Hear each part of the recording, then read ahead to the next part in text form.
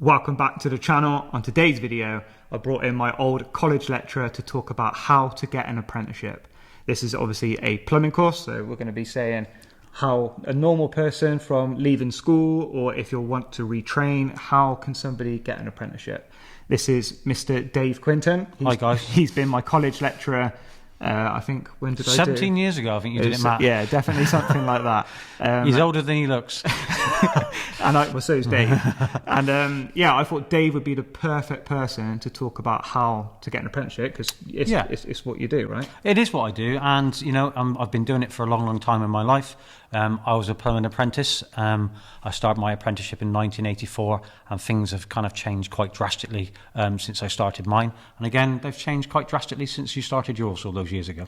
Well, has the course changed, or is that still? The courses have changed. So the course is now for a plumbing apprentice. It's at level 3. You did a level 2 course. Yeah, we only had to do 2 years at college, and then we had the added option to do the gas. You did, and then you had to do an MVQ, what they call an MVQ alongside that, which is kind of the on-site stuff. Matt's kind of asked me how you get a kind of a plumbing apprenticeship. I suppose the easiest option is do you know a plumber? And if you ask that question, are they taking on an apprentice? I mean, there are certain caveats to that, because qualifications, or the plumbing apprenticeship program now is a level 3 course. You are going to have Maths and English at a grade 4 GCSE. That's kind of tough for some of you guys out there. I understand that, and you may not necessarily get those grades, but a lot of colleges won't accept you onto an apprenticeship program until you have those grades. So that's the first bet. If a family friend, a plumber goes around your house, go into a merchant's, put some kind of, put some flyers up to say that you want to get into a plumbing apprenticeship, do some free work experience, like an internship with somebody over the summer and school holidays. That's the kind of the best bet where you could maybe start to try and get that apprenticeship. Yeah, we always say go to like your local plumbing merchants, yeah, and sort of ask the people who are coming in day to day. Really. Yeah, I mean, a lot of plumbing merchants are, they're pretty good like that. They will help young people out. The reason being is that you are the future of industry. One day you may have your own business, so they want to help with that. I've got a couple of accounts at merchants, and there's always flyers out there for young people that want to get an apprenticeship, and also older adults that want to maybe retrain. And if you are an older adult now, there are no restrictions to a certain degree of what age you have to be to an apprentice. Obviously, you've got national minimum wage, you have to be paid that. It's quite a lot. I actually looked it up today, and I'm pretty sure you can correct me if I'm wrong, but anybody up to the age of 19 can get paid about £7. Something like that, and then over that's like it's £12 something an hour. Which is mad. Yeah, I started my apprenticeship on, I was on £17.50 a week. I was on £2.90 an hour, so that was £100 a week. So if things, as I say, moved on. A lot of you guys are going to ask, and girls are going to ask, well, what happens if I don't know anybody in industry? Well, that's where places like this, FE colleges come in, really. An FE college will support you to try and get an apprenticeship, and we do that by giving you kind of skills that you wouldn't necessarily have when you've left school. So these skills are plumbing skills. So what an FE college does is most FE colleges run what they call full-time courses, and these are courses for young people that don't have an apprenticeship, want to get into an apprenticeship, A, don't know how, and B, don't necessarily have the skills to be able to be valuable to a company. So what these courses do is that we run level 1, level 2 courses, and they are a gradual preparation for you to build your plumbing skills up to make you more employable. So what a level 1 course does is it enables you to get basic practical skills, bending, soldering, the kind of mechanics behind all of that kind of, the basics that go within plumbing, the plumbing industry. And then what a level 2 course does is it focuses more in depth on types of plumbing systems, central heating systems, cold water systems, hot water systems. So if you are lucky then to get an opportunity with a plumber, you've got really, really good skills to actually, sell yourself to them. I think the good thing about them as well is... It's also making yourself better than the competition who are doing it. I was just about to say that, because what happens is this: if you don't necessarily have your Maths and English grades, at grade 4, you need to stand out from the crowd. And what these courses do, not only do they enable you to stand out from the crowd because you've got your plumbing skills, they enable you to also retake your Maths and English to get to a 4 alongside it as well. So it gives you multiple opportunities. And again, it puts you kind of above other people that don't have those skills. So it enables you to then, say we had a mock interview, you and I was interviewing you, and I asked you maybe what an indirect cold water system is, and you hadn't gone to an FE college to do a full-time course, you wouldn't have an idea possibly. As an employer, would you rather employ somebody who was head smart or hand smart? That's a hard question. I think you need a bit of combination of both really, but a head smart, the Maths and English that you need for the plumbing industry is an everyday Maths and English. And the government recently have announced that they are looking into changing the way that Maths and English is delivered in FE colleges, because they understand that GCSEs, young people have been doing them for 11 years of their lives, and they maybe have kind of a bit sick and tired of them. They want something a bit different. So it's more of a functional everyday, it's about area, it's about volume, it's about things that we would use as a plumber on an everyday basis. Percentages, precisely. So like I think that's the right step from the government. So it is a combination of both, Matt. But I think what a lot of young people do and are finding is that after 11 years of school, they're quite tired of doing Maths and English. So they just don't want to do it. They put it on the back burner and just focus on their plumbing. What they should be doing is seeing it as a whole and focusing it as a whole. Because if you don't do that, you're not going to get these opportunities. Because a level 3 program is an equivalent to doing an A level, and you have to do about 8 or 9 exams in the plumbing, so that's 8 or 9 A levels. It is quite a lot, isn't it? And then also you can then do a fuel pathway that's attached to that, so you can do an environmental, you can do an oil, you can do a gas pathway, so you can get qualified in these areas once you complete your apprenticeship. Length of apprenticeship also can be a stumbling block, because a length of an apprenticeship now is 4 years. 3 years in college and a year on site to do an MVQ. And that's a lot for a young person. It is a lot. And it's a lot of a commitment from that young individual, and it's a lot of commitment from an employer as well. And I think, we've spoke previously about, why you haven't taken on an apprentice yourself, because your business doesn't lend itself to the model of taking on an apprentice, because you don't do any fuel pathways. You don't do that as a plumber yourself, do you? No. So yeah, because I haven't got my gas, and I never did my gas, because when I trained as an apprentice, I worked for a renewable company, and the renewable company said to me, we don't fit gas boilers, so there's no point bringing you on it. Admittedly, after I left that company, after 2 years, I should have then gone back into the system and done my gas to always enhance your growth and qualifications in the future, because that would have benefited me. Massively so. And now yes. I'm in a position where I can't physically take on an apprentice, because I can't give them a pathway to gas or to, like, say, the renewable side, because it's not something that I focus my day-to-day plumbing career on. I mainly do maintenance work. I do reactionary work. I don't do whole bathroom installs. I don't do heating systems and stuff like that. I mainly go out to fix things. That's my job. But I can't teach that to another person. Well, they wouldn't get the right skills either, to pass a qualification. And it's important that any prospective employer out there understands that to take a young person on is a big, big commitment, and you have to have and give them the right environment to be able to flourish, to have to learn. You need to nurture them, like you nurture a child, really, to become a really, really perfect, rounded adult. And you've got to trust them deeply as well. And I think this is that's trusting some young person to actually make mistakes, because if you do something right, we have a tendency not to give anybody praise, but if you do something wrong, we then tend to have a tendency to chastise quite a lot. And you do, the old adage is you learn from your mistakes, and you do learn from your mistakes. But if you make a mistake with gas, you can kill somebody. So it's positive reinforcement, it's positive encouragement, but also it's giving that young person, like you say, confidence, because a lot of our job, your job, my job, is about confidence, knowing that you've got the right skills, people believe that you've got the right skills to be able to go out and do that job. For me as well, it would be a big trust issue of having somebody else not damaging people's property, looking after people's property. Like whenever I go to a job, I always make sure that I'm clean working, I look after and respect everybody's house as it was my own.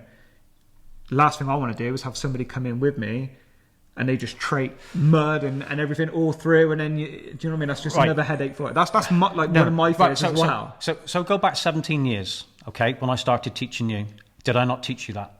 Yeah, it's one of the first things, basically. One of the first things I said to you. And what have you done? You've taken on that mantra that I taught to you. So there's a lot of things that you kind of do it unconsciously. because it's been rammed into you that you must do this because you have to respect other people's property because it's theirs, they own it, they're proud of it, and it may well be that you don't necessarily like it, but it is theirs. It's their little kingdom that they're very, very proud of. And you're right, some people don't trust other people, but if you train them right and you nurture them, that becomes second nature. Case in point, you are that embodiment of being nurtured, being trained, given the right training, because what the ethos is that I have, you now have. And guess what? I've done this job teaching, I have my own business. I've been a plumber since I was 17 years old.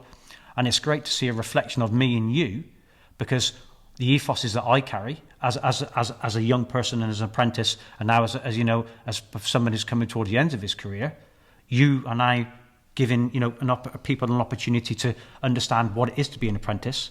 To like you said, you can't give young people an apprenticeship. But what you can do is you can empower them to get an apprenticeship via this medium. So you are paying back, but what you're doing is that you're paying back in your way. And you are a reflection of me, and that makes me really proud as a tutor, the fact that I did my job right. Really, really proud. That was a bit humble. It was a bit humbling, but like you said, you haven't been able to give somebody an apprenticeship, but through this social media medium, you can enable young people to understand what it is to get an apprenticeship. So you're still doing your bit. So what are the biggest mistakes that people make, either trying to get an apprenticeship or after they've done their apprenticeship? I think trying to get an apprenticeship is there. I think that's the most biggest hurdle, what people are struggling to do. It's getting an apprenticeship. Is it because there are less people taking on apprentices? Yes. Is it because wages are too high and the cost of living's too big as well? I think are people struggling that sort of way? Are people not spending more money fitting boilers and stuff like that? Their workflow is stable and they have to do maybe a bit more reaction work like I do, and they don't want to commit? Or what I think there's multiple things. I think the complexities about understanding how an apprenticeship works is the first major hurdle for the employer. What grants are available to them? What's their involvement with it? Then once you've kind of got over that hurdle, then there's a financial cost. Obviously, there's pensions, national insurance. There's kind of, liabilities, public liability, employer liability. These things have to be added onto the equation. And also, if you do take on an apprentice, and it is a bit of a hurdle, is that young person isn't going to earn you money maybe for the first 1 or 2 years. No, I remember my first time being an apprentice, all I was doing was chasing walls. So, it is literally that. Yeah. Chasing walls and tidying up. But there is a method to that madness, because you have to understand the basics, because as a fully grown plumber, you still have to chase walls, you still have to carry bags. Yeah, I've got to do every single job now. It's not just easy. And this is the thing. Everything. So you learn those basics first, and if you can't clip straight, if you can't hang a radiator straight, if you can't put pipes on the wall straight, drilling holes straight was the biggest one. The amount of apprentices and young people that I had to teach just to core. If you core a hole for a boiler out of straight and it's on an angle, that makes my life harder, and I've got to re-drill it again. Or there's lots of things that have to be done once, and those things are the hardest thing to teach. It's like even gluing waste pipe. Yeah, has to be done one time only. You only get that opportunity. Because if you get to the last joint that you need to do and you can't glue it, you're knackered. It's gone. And also, using the right drill bit for the right raw plug, using the right screw. All of these things are little hurdles to kind of, or barriers, I suppose. Very simple. Very, and this is where, employers maybe get a bit frustrated with their apprentice because they expect them to pick it up really, really quickly. But I think what a lot of employers don't also realise is that they were an apprentice once and they struggled once, and it's important that, you have to show empathy to that young person, because they don't get it wrong on purpose. They're learning, and once they've learned, they'll be an asset to your company. And that's important for you to understand, is that you were not born a fully formed plumber. I was not born a fully formed plumber. I had to do 4 years to become the plumber that I was. And even now, 40 years later, industry changes so much year on year that you constantly learn. You never, ever know everything. And a lot of people, I think, are scared that they train up the young people to mould them how they want to do things, and then fear that they're just going to leave, and it's all for nothing, right? Well, there is that, and I work with a lot of local employers, and there is that they're going to go off and start their own business up. Well, you did that as well, at some stage. You went off and started your own business up as well. And the industry has to be sustainable, because it's going to come to a point where there is going to be, no apprenticeships, or there's not going to be opportunities for young people. Then what happens? The industry will just kind of just implode. And I think it's important that I get that industry is scared to take people on, but that's a healthy thing. Competition is healthy. There is the work out there. We know there's the work out there. The government have an agenda to build 1.5 million houses in this parliament. And every single one of those houses are our customers. Precisely. Theory, right? And then, and that's, there's 70 odd million people in the UK. There's, I don't know, 20 million houses. There ain't 20 million plumbers. So there is the work out there. Don't be scared, because competition is good, because there are new things coming on. Because the old guys like me may not necessarily want to retrain into environmental stuff. So go down the environmental route, ground source, air source, heat pumps. Diversify. That's the whole reason why I went for the maintenance work, because I basically do all the work that companies don't want to do. And this is the thing. So there is an opportunity for companies to take young people on, but then let them go and flourish, because then they're taking an apprentice on and they're being in the same position that they were with you at that moment in time, but you're still trading. I think as long as the company actually look after their employees, they will stay for as long as possible. Like I've been employed for 16, 17 years in my whole plumbing career, because I was always looked after well from these companies. And this is the thing. And a key thing for that, for me, was to work for family-run companies. I'm not saying don't work for the big companies, but I didn't want myself to be felt like as just a number. I understand that as well. I liked to actually get a feel of being part of the team and even being part of the family. I mean, I've done kind of both. I've been self-employed on my own business, and also I've kind of I've worked for large companies. I mean, I've worked for a big institution for 20 odd years that's got 1,000 employees. I think it's important that managers of these companies, or people that have their own businesses, make young people or any employee feel valued. And I think if you make them feel valued, they will stay. I think a lot of it is not necessarily about the money. The money helps, but there's terms and conditions. Back in the day when I was an apprentice, my boss was a guy called Chris Tofield, and he always used to say there's swings and roundabouts. One day you might get an early day, one day you might have to work late. You ain't going to get paid overtime, but guess what? You went home at 2 o'clock on that day. That's what I did a lot. And I think that's a life lesson that, some days are going to be good, some days are going to be bad. I say that actually to my wife.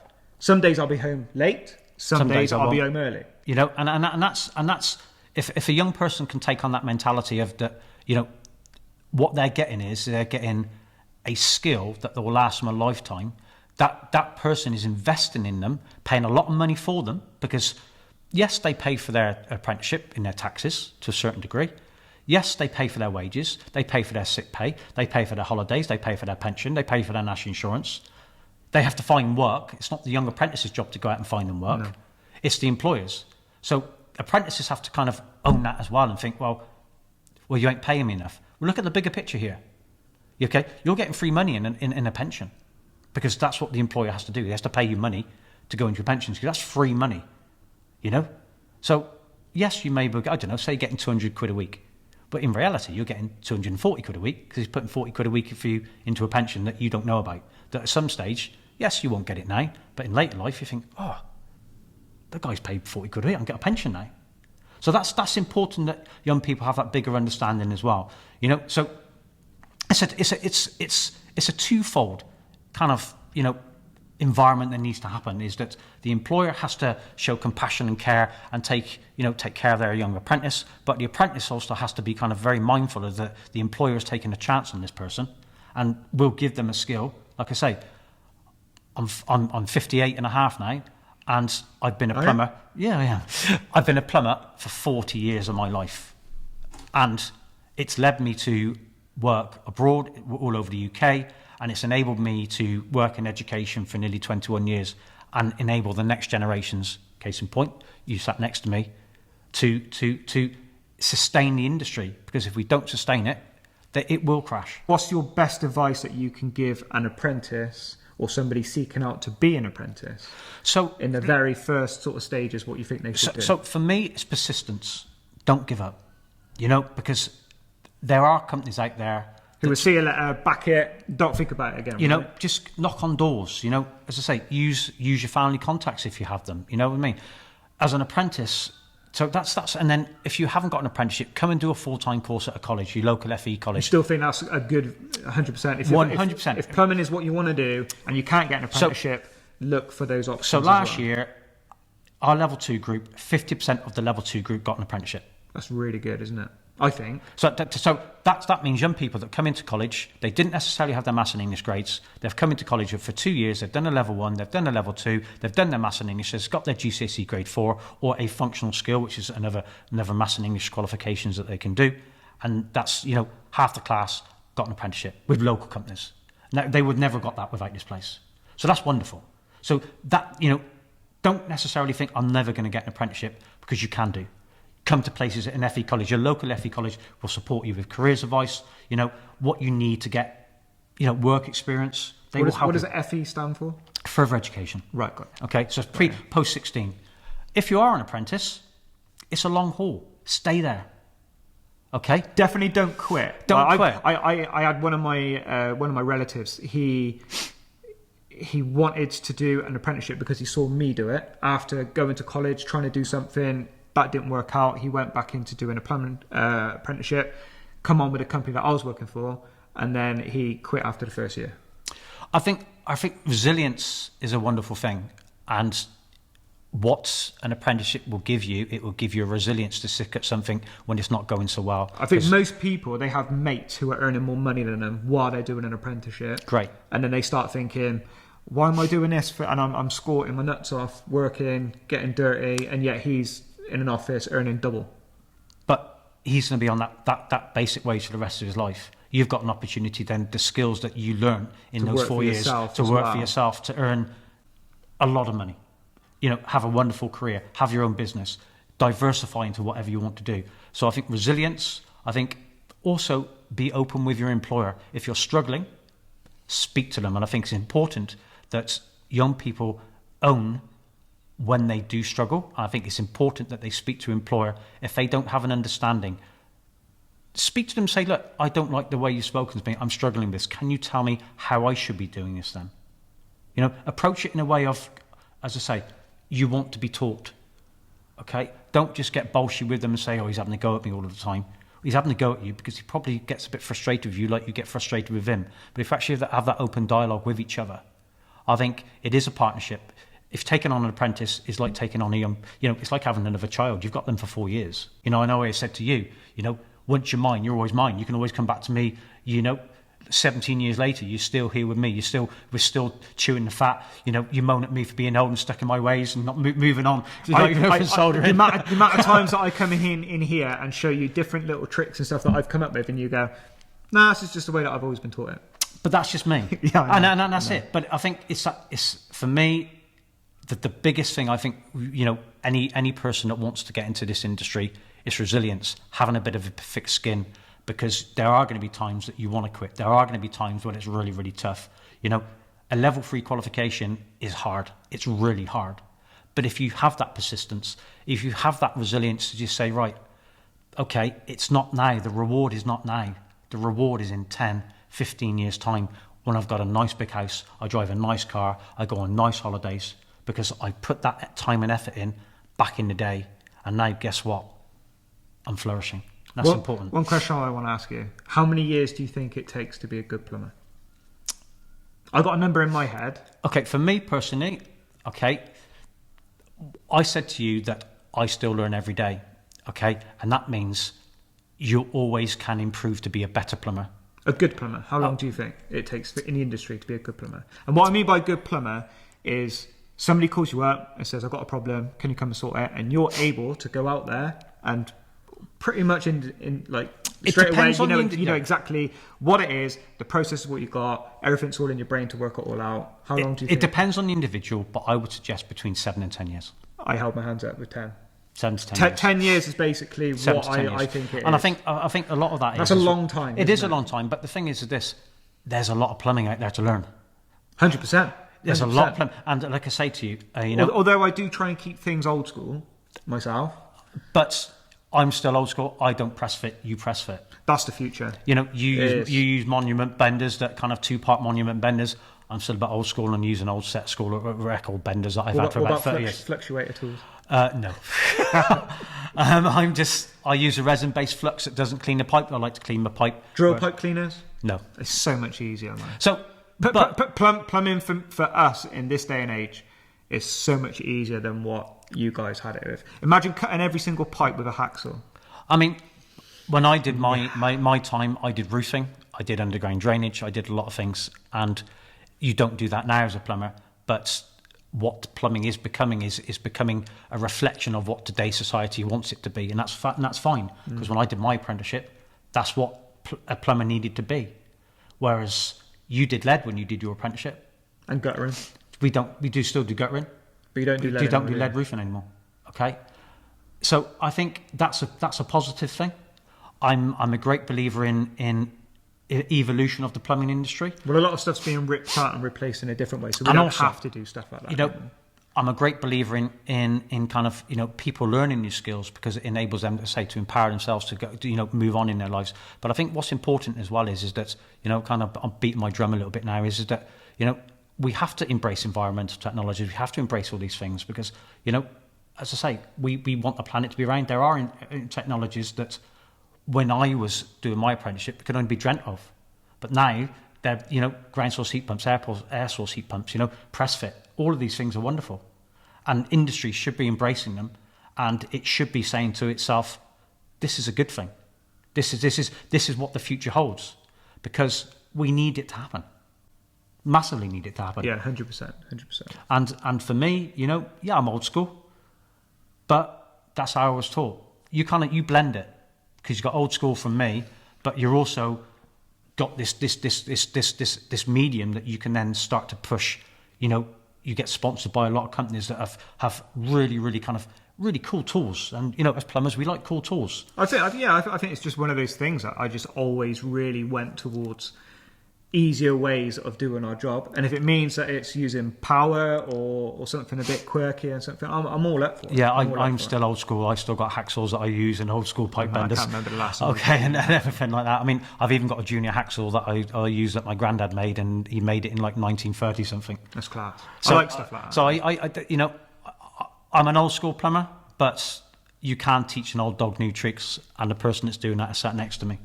And that's a wonderful thing for an old plumber. I'll take that. I'll take that. I'll take that. You know, so I'm sure that's a kind of, we've both gone on a little bit here, but I'm sure there'll be a lot of questions in the kind of comments at the end of this. Yeah, if you've got any personal sort of comments that you want either answered, I can always ask Dave as by well. All means, yeah, by all means. So yeah, drop them down in the comment section below, and I can either answer it myself, or if I can't answer it, I can always contact Dave and say, look, what do you think is the best way? Especially if any of you got specific questions on your situation, on how you're struggling getting an apprenticeship, or what you can do with stuff like that. But I think we've had a good chat about this. Like I've had a lot of questions that are asking, how can I be a plumber? Would I get an apprenticeship with these sort of qualifications? Do I go down the apprenticeship route? Do I go down the long college route or anything like that? And I think this is... I think we've covered it. I think this is definitely a good step-in video which I can pass to people and say, look, watch this, have a little chat with us, listen to what Dave's got to say. He's probably one of the most knowledgeable persons that I can think of, especially in this industry for this subject as well. Like you've done it, and you're coming in here to do it, and you've also managed people in here doing it as well, right? I mean, it's important that, as I say, industry gives back, because it's given me a really, really good career and a good life, you know, and I think that's more plumbers need to understand that, and I think more plumbers need to take on young people and give them a chance, you know. And if the government do need to make it easier for us. So. Well, for me, you know, anyway. As I say, that's up to Mr. Starmer, and hopefully he is looking to change qualifications and make sure that FE has more importance, because I think the government, this Labour government, is suddenly realising that the country is built on further education, not necessarily universities, and further education empowers young people that aren't going to go to university to be the backbone of our wonderful country. And that's important, because I can't get my hair cut because people that don't cut hair learn in FE colleges. People that do plumbing, electrical, bricklaying, carpentry, plastering, dry lining, painting, all learn in FE colleges. So the focus needs to switch back into FE, because we are the backbone of the UK, and without us, the country's going to fail. Exactly that. If you like today's video, please give it a like. Like I said, drop your comments down in below. And if you want to see more videos like this or anything else, please subscribe if you're new. But nice. Thank you, Dave. Thank you, Matt. Take care. Appreciate it, honestly. No problem at all. I'll see you on the next one. Take care, guys.